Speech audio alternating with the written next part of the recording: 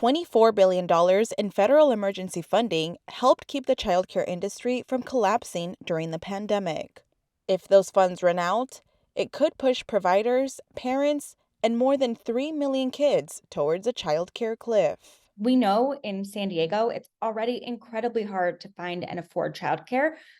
If we don't extend this funding, it's going to get even more difficult. Congresswoman Sarah Jacobs says around 80,000 kids and 13,000 programs in California would be impacted. So she's pushing for childcare funding at the federal level. I'm really proud to co-lead the Child Care Stabilization Act, which would fund child care stabilization grants at $16 billion every year for the next 5 years and make sure that we are at least staying at the level of childcare we have now. The legislation is proposed by a group of Democratic lawmakers in the Senate and Congress.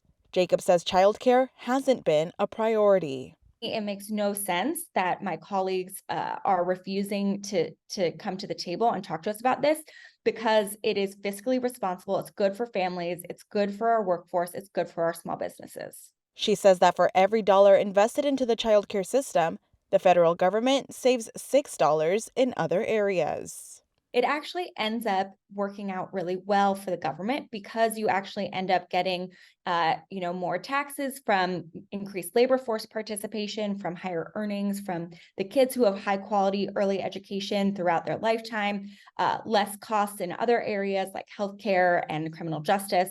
Anna Childs is the founder of the nonprofit Included San Diego. It's a hot mess, right? And we live in a childcare desert where the cost of living continues to skyrocket. So the future feels bleak to me. I don't know what to say. The mission of her organization is to expand early childhood education, especially for children with disabilities. She says childcare providers need better pay. As a society, we have decided that folks that care for and work with children across the board deserve less than the rest of us. It's like the most problematic, sneaky, deeply held belief we have. We need a culture shift. The only way to do that, she says, is for government funding to kick in. Tania Thorne, KPBS News.